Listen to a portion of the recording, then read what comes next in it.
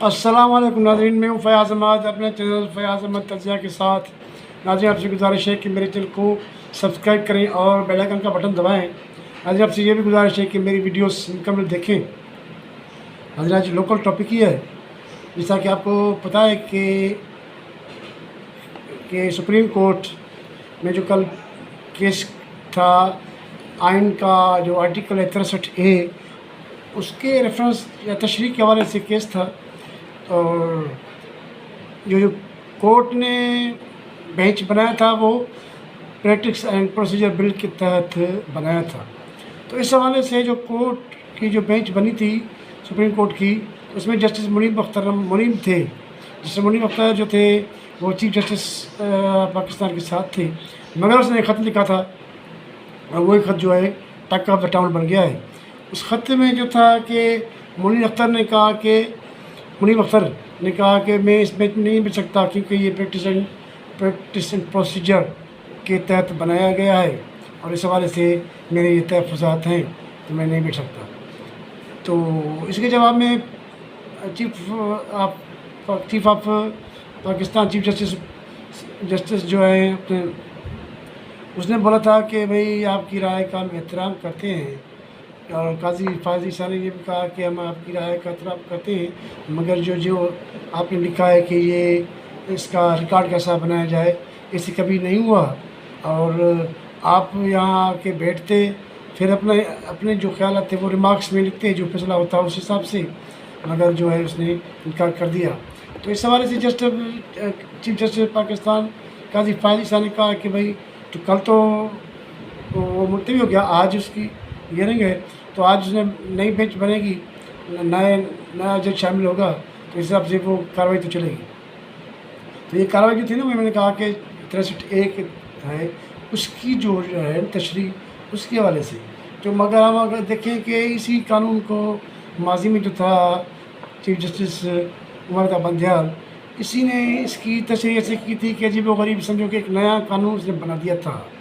और उस कानून के तहत ये था कि जो उम्मीदवार जो अपना कौमी असम्बली का मेंबर या सूबाई मेंबर पार्टी के हुक्म के बग़ैर किसी को वोट कास्ट देगा तो वो वोट कास्ट तो होगा, मगर इसके बाद वो नाल होगा। आपको पता ही है कि उस वक्त PTI के जो लोग थे पंजाब असम्बली में, वो जो मुनरफ हो गए थे और वो उसके जो थे 10-15 अरकान वो वोट दे रहे थे उस वक्त, क्या नाम है, उसने दिया था वोट उस वक्त शहबाज शरीफ के बेटे को।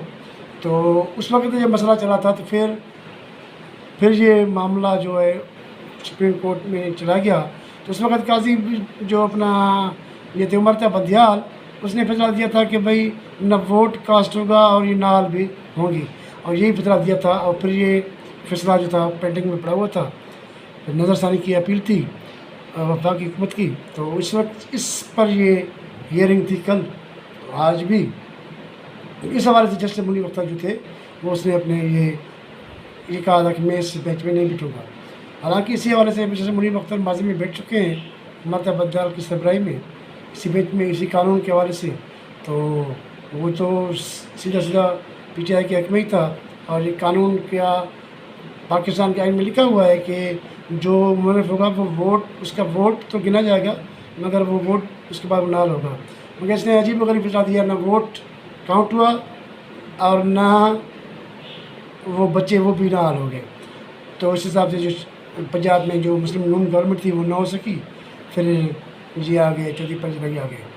तो नाज़रीन, इस हवाले से ये मुनीम अख्तर की जो चीज़ें थी वो काजी फाजी सब को अगर देखें तो वो बहुत कुछ बर्दाश्त करने वाले लोग हैं और वो बर्दाश्त करते भी हैं।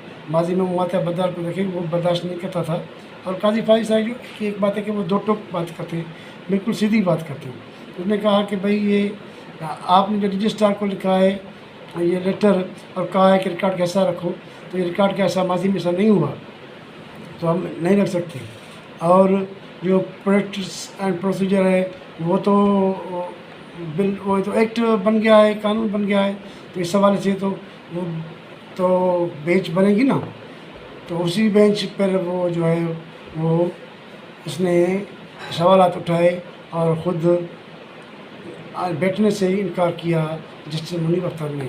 اس حوالے سے منیر بختر اسی فیصلے پر بہت چمہ گوئیاں ہو رہی ہیں، بہت ساری باتیں ہو رہی ہیں۔